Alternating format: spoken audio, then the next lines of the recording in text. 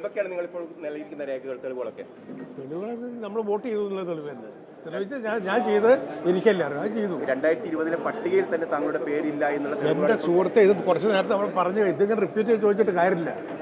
ഇപ്പോൾ മെഹബൂബ് തന്നെ പറയുന്നത് അദ്ദേഹം വോട്ട് ചെയ്തിട്ടുണ്ടോ എന്നറിയില്ല, അത് ഏതെങ്കിലും തരത്തിൽ ചെയ്തിട്ടുണ്ടോ എന്നറിയില്ല, അദ്ദേഹത്തിന്റെ പേര് വോട്ടർ പട്ടികയില്ല എന്ന് അദ്ദേഹം കൃത്യമായി. ആയിക്കോട്ടെ, അവർ ആര് വേണമെങ്കിൽ പറഞ്ഞ വോട്ട് ചെയ്ത് എനിക്കല്ല അറിയാം. ഞാൻ വോട്ട് ചെയ്തിട്ടുണ്ട്, ഞാൻ എൻ്റെ വൈഫ് വോട്ട് ചെയ്തിട്ടുണ്ട്. അതിലപ്പുറം എനിക്കൊന്നും പറയാനില്ല.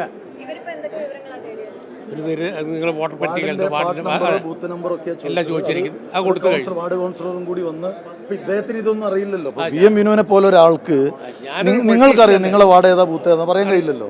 അപ്പം പുള്ളി രാഷ്ട്രീയക്കാരനുമല്ല. അപ്പോൾ അതുകൊണ്ട് തന്നെ നമ്മൾ ആ വാർഡിന് കഴിഞ്ഞ 5 വർഷമായിട്ടുള്ള കൗൺസിലറെ കൂടി അവർ ഹിയർ ചെയ്തിട്ടുണ്ട്. അദ്ദേഹം അതിൻ്റെ പാർട്ടും ഇതാന്നൊക്കെ പറഞ്ഞു കൊടുത്തിട്ടുണ്ട്.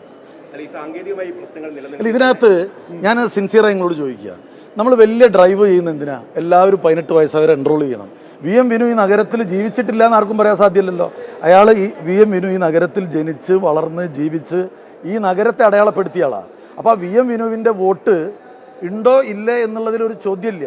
അത് സാങ്കേതികത്വത്തിൽ ആ വോട്ട് ഇല്ലാതാക്കാനല്ല ശ്രമിക്കേണ്ടത്, മറിച്ച് വി എം വിനുവിന് വോട്ട് ഉണ്ടാക്കാനാണ് ശ്രമിക്കേണ്ടത്. അതിനകത്ത് രാഷ്ട്രീയ കാഴ്ചപ്പാടിൽ വി എം വിനു UDF കോൺഗ്രസിൻ്റെ സ്ഥാനാർത്ഥിയായി വരാതിരിക്കാൻ ഇത്തവണ വിനു വോട്ട് ചെയ്യേണ്ട എന്നുള്ള ആ ദുഷ്ടബുദ്ധിക്കെതിരെയാണ് ഞങ്ങളുടെ ഫൈറ്റ്. വി എം വിനുവിന് വോട്ടില്ല എന്നുള്ളത് ഈ നഗരത്തിനറിയാം. ഈ നഗരത്തിൽ വളർന്ന ആളാണ് വിനു എന്ന് എല്ലാവർക്കും അറിയാം. ഈ നഗരത്തിൽ വോട്ട് ചെയ്ത ആളാണ്. ID കാർഡ് പ്രകാരം ഈ കഴിഞ്ഞ തെരഞ്ഞെടുപ്പിലും വോട്ട് ചെയ്തിട്ടുണ്ട്. ഇപ്പോൾ വി എം വിനുവിനെ പോലത്തെ ഒരാൾക്ക് വോട്ടില്ലെങ്കിൽ അത് ഒന്നായിട്ട് ഇപ്പോൾ SIR-നെതിരെ എന്തിനാ ഒന്നിച്ച് നിൽക്കുന്നത്? നിയമസഭ ഒന്നിച്ച് പ്രമേയം പാസ്സാക്കിയ ഒരു സംസ്ഥാനത്ത് വോട്ട് ഇല്ലാതാക്കുന്നതിനെതിരെയാണല്ലോ, വോട്ട് ചോരിക്കെതിരെയാണല്ലോ നിയമസഭ ഒന്നിച്ചു നിന്നത്. ആ നിയമസഭ ഒന്നിച്ചു നിന്ന് കേരളത്തിലെ പൊളിറ്റിക്കൽ കോൺഷ്യസ് എല്ലാവരും ഒന്നിച്ച് നിൽക്കണമെന്നുള്ള ഫീലിംഗ് വന്നിടത്ത് ഇതുപോലെ വി എം വിനു എന്ന കേരളം അറിയുന്ന കോഴിക്കോടിൻ്റെ ഏറ്റവും പ്രധാനപ്പെട്ട സാംസ്കാരിക മുഖമായ ഒരാൾക്ക് വോട്ടില്ലെങ്കിൽ സാങ്കേതികത്വത്തിലേക്കെല്ലാം മറിച്ച് ആ വോട്ട് പുനഃസ്ഥാപിക്കുക എന്നുള്ളതാണ് രാഷ്ട്രീയ മര്യാദ. തീർച്ചയായിട്ടും ഞങ്ങൾ സമീപിക്കും. ഞങ്ങളിത് ഏതറ്റം വരുന്നത് ഫൈറ്റ് ചെയ്യും. ഇതിനകത്തൊക്കെ നമ്മൾ വാക്കുകൾ കൊണ്ട് മാത്രം പറയുന്നതാണ് ഇടതുപക്ഷത്തിന്റെ ഭാഗത്ത് ഉണ്ടാവുന്ന ഞങ്ങൾക്ക് ബോധ്യമാവുന്നത്. മുഖ്യമന്ത്രി ഇന്നത്തെ ദിവസത്തിനൊരു പ്രത്യേകത ഉണ്ട്. ഇന്ന് കേരളത്തിന്റെ ചീഫ് സെക്രട്ടറി SIR മാറ്റിവെക്കണം എന്ന് പറഞ്ഞിട്ടാ. SIR എന്തിനാ മാറ്റിവെക്കണം എന്ന് പറയുന്നത്? മനുഷ്യർക്ക് ബുദ്ധിമുട്ടുണ്ടാവരുത്. SIR-നെതിരെയാ.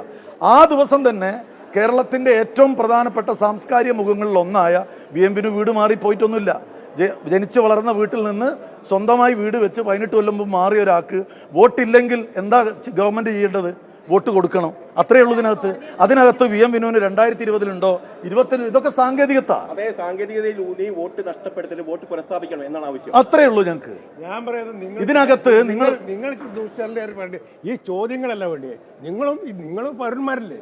ഇത് സ്ഥാപിക്കാൻ പുനഃസ്ഥാപിക്കാൻ എല്ലാ പൗരന്മാർക്കും വോട്ടവകാശം വേണമെന്ന് ശക്തമായി വാദിക്കേണ്ടതും പറയേണ്ടത് നിങ്ങളാണ്. അല്ലാതെ ഞങ്ങളുടെ ഒരു ബൈറ്റ് എടുത്തിട്ട് ഇത് വേറെ രീതിയിലുള്ള ചോദ്യങ്ങൾ ചോദിച്ചോ അല്ല. ഇത് നിങ്ങൾ ഈ രാജ്യത്തെ പൗരനാണ്. ഇത് നാളെ നിങ്ങൾക്ക് വരാം. ഞാനിപ്പോൾ അനുഭവിക്കുന്നവർ ഞാൻ രാഷ്ട്രീയക്കാരനൊന്നുമല്ല.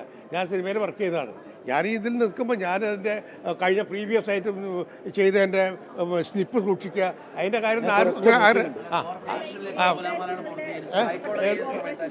ഹൈക്കോടതി ഇന്ന് തന്നെ അതിന്റെ നീക്കങ്ങളിലേക്ക് നമ്മൾ പറഞ്ഞ ഇത് വീണ്ടും റിപ്പീറ്റ് ചെയ്ത് ചോദിച്ചിട്ടുണ്ട്. റിപ്പീറ്റ് ചെയ്ത് പറഞ്ഞാൽ ഇതിൻ്റെ ഉള്ളിൽ നല്ലൊരു കളി നടന്നിട്ടുണ്ട്. ഇതിൽ നല്ല കളി എൻ്റെ പേരുകൾ വെട്ടി മാറ്റിയിട്ടുണ്ടെന്ന് പൂർണ്ണമായി ഞാൻ വിശ്വസിക്കുന്നു. എന്ത് ഒരു കാര്യമില്ല കുട്ടി, നിന്റെ വോട്ട് നിനക്കില്ല എന്ന് പറഞ്ഞാൽ നീ കോൺഗ്രസ് അല്ല, നീ വീട്ടുകാരെ പറയോ? അല്ലെങ്കിൽ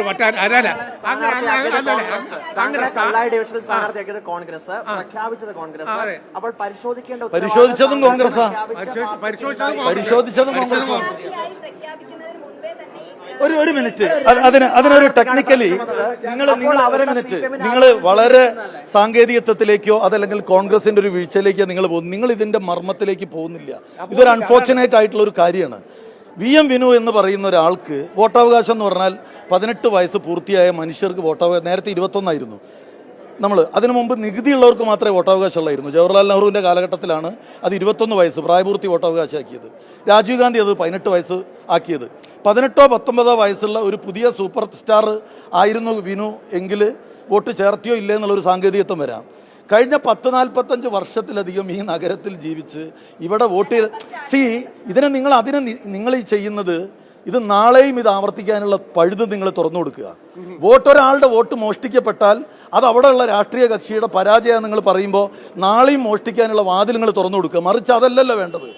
നിങ്ങളുടെ വോട്ട് മോഷ്ടിക്കപ്പെടുന്നു.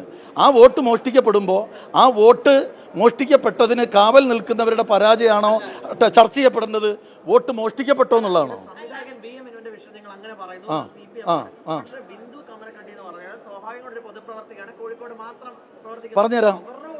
പറയാം. ഞാൻ പറഞ്ഞുതരാം. അതിനകത്ത് കഴിഞ്ഞ ഈ ഒരു 3 മാസത്തിനിടയിൽ ജില്ലാ കോൺഗ്രസ് നേതൃത്വത്തിന് ഈ വിഷയം പറഞ്ഞ് എത്ര പത്രസമ്മേളനം നിങ്ങളുടെ മുമ്പാകുണ്ട്? നിങ്ങളിപ്പോൾ തുറക്കുക, നിങ്ങളുടെ കയ്യിൽ ഇലക്ഷൻ കമ്മീഷൻ്റെ സൈറ്റ് തുറക്കുക. ആ സൈറ്റ് തുറന്നിട്ട് നിങ്ങൾക്ക് ലിസ്റ്റ് കാണാൻ കഴിയുമോ? വോട്ടർ ഇപ്പൊ രാഷ്ട്രീയ കക്ഷിയൊക്കെ വോട്ട് ഇത് കൊടുത്തു എന്നാണ് പറയുന്നത്. സ്വതന്ത്രന് അല്ല, ഞാൻ കുറച്ചുകൂടി കടന്നു പറയാണ്.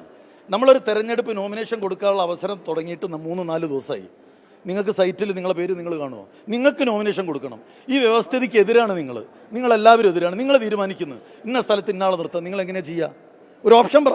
അപ്പം നിങ്ങൾ ഞാൻ ഇപ്പോഴും ഞാൻ പറയുന്നത്, VM വിനു എന്നൊരാളുടെ വോട്ടിനപ്പുറത്ത് ഇതിനൊരു മാനത്തേക്ക് നിങ്ങളിത് മാറ്റിയിട്ടില്ലെങ്കിൽ ഇത് നാളെ ഈ സമൂഹത്തിന് മുഴുവൻ സംഭവിക്കാൻ പോകുന്ന സൗകര്യമുള്ളവർ മാത്രം വോട്ട് ചെയ്താൽ മതി എന്നുള്ള റഷ്യൻ രാഷ്ട്രീയം ഇവിടെ വരാൻ പോവുക.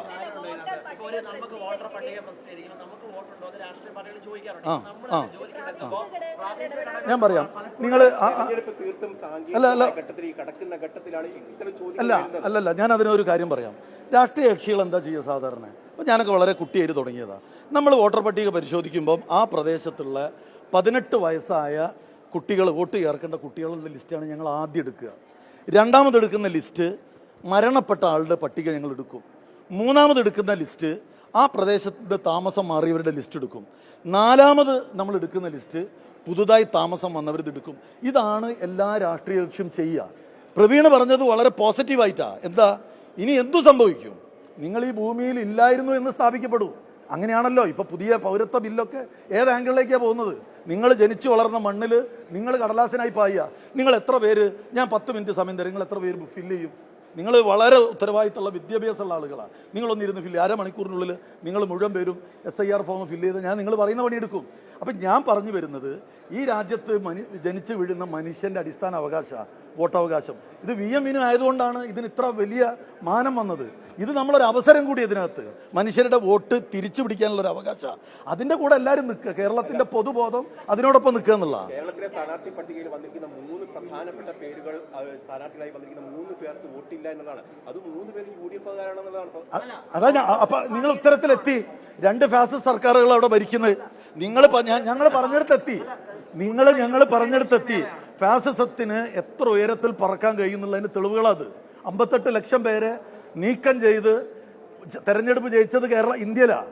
അത് കേരളത്തിലേക്ക് സ്ഥാപിക്കുക. പിന്നെ CPM BJPക്ക് ഇങ്ങനെയൊക്കെ ചെയ്യാൻ പറ്റുമെന്ന് പഠിപ്പിച്ചു കൊടുത്തത് CPM-ആണ്. കേരളത്തിൽ വോട്ടർ പട്ടിക അട്ടിമറിക്കുന്ന ഹിസ്റ്ററി CPM-ൻ്റെതാ. അതിപ്പല്ലല്ലോ.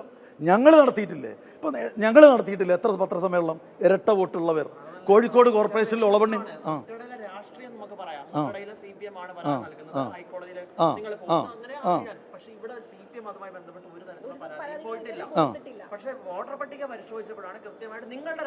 പറഞ്ഞുതരാം. അതിനുത്തരം പറഞ്ഞുതരാം.